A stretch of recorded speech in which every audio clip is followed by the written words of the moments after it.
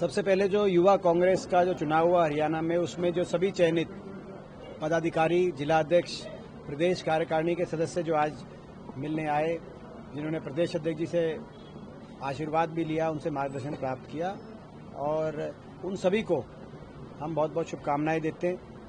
हरियाणा में बहुत से ऐसे युवाओं से जुड़े ज्वलंत मुद्दे हैं, जिन मुद्दों को लेकर विचार विमर्श हुआ युवा कांग्रेस की टीम के साथ, और उन मुद्दों को लेकर हरियाणा की जो युवा कांग्रेस के जो सारे हमारे नौजवान पदाधिकारी के रूप में चयनित होकर आए हैं, उन मुद्दों को लेकर संघर्ष करेंगे।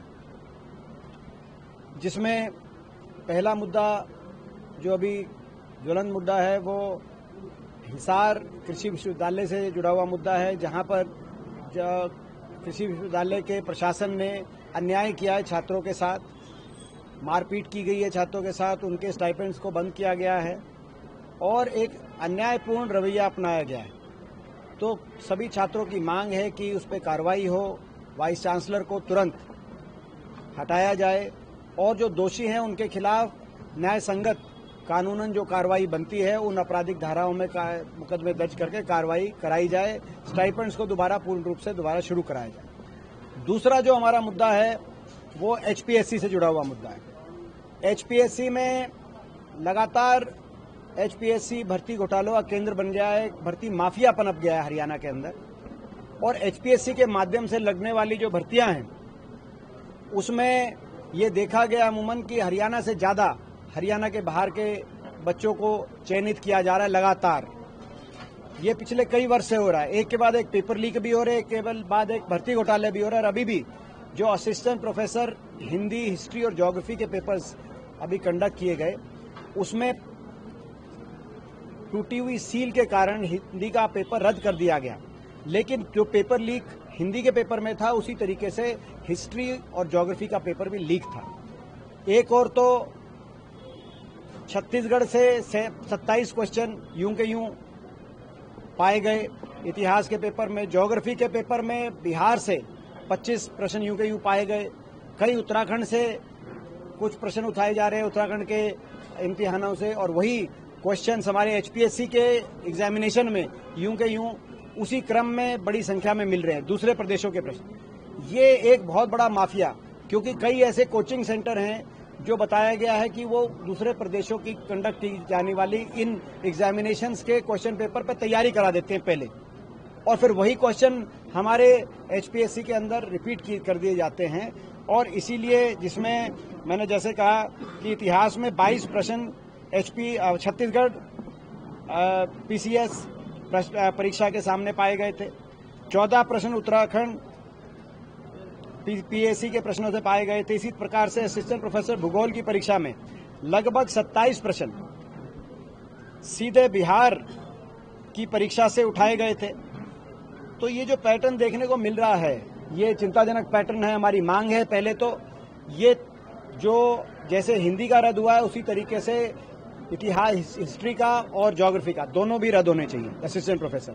साथ में आज ये बात मैंने युवा कांग्रेस के सभी साथियों से चर्चा विचार विमर्श करके एक प्रस्ताव रखा, जिसको सबने मांगते हुए और आगे आने वाले दिनों में हम संघर्ष करेंगे।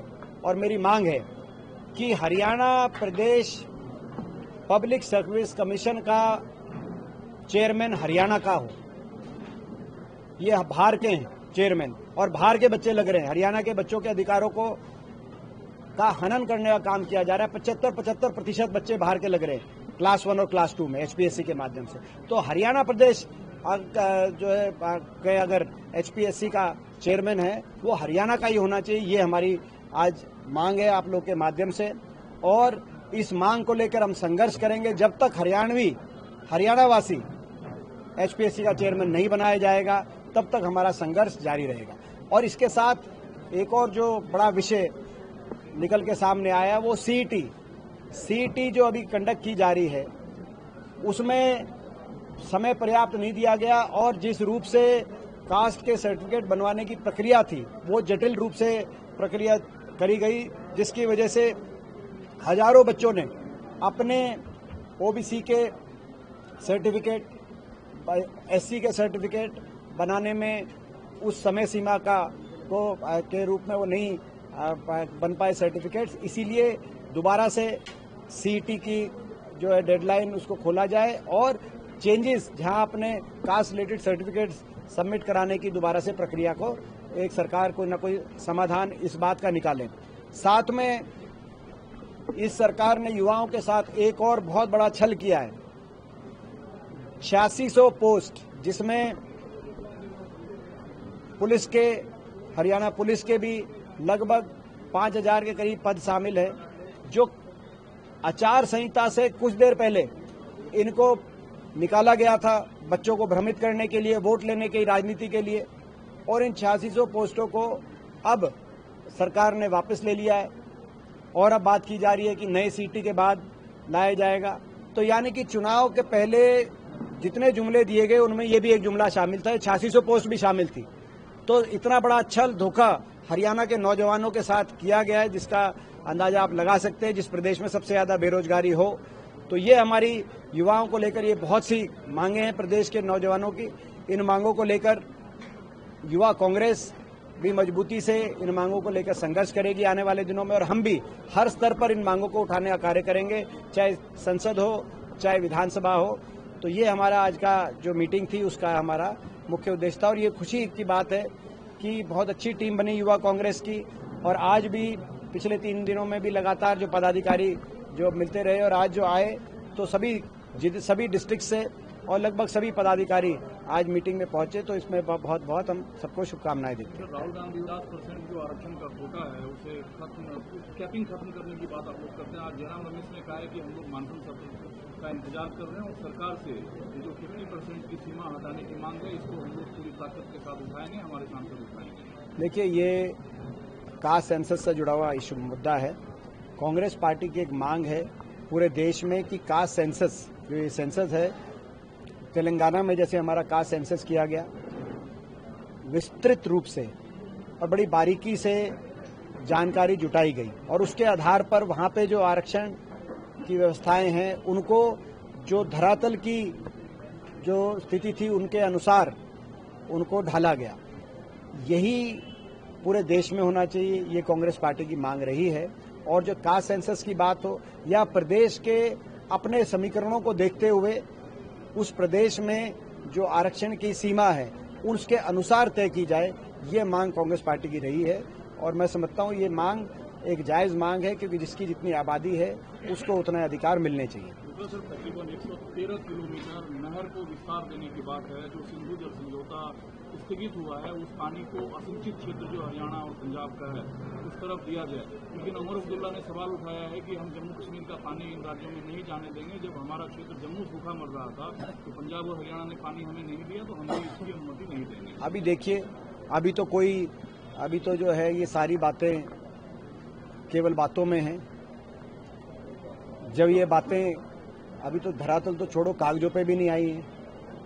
जब ये कागजों पे आएंगी तब ये पता चलेगा कि कितना पानी है जिसको हम सिंधु नदी से हमारे देश के विभिन्न क्षेत्रों के लिए हम मोड़ सकते हैं, कितना प्रयोग कर सकते हैं, कितनी बड़ी परियोजना है, कितना समय में और कहाँ कहाँ पानी पहुँचेगा।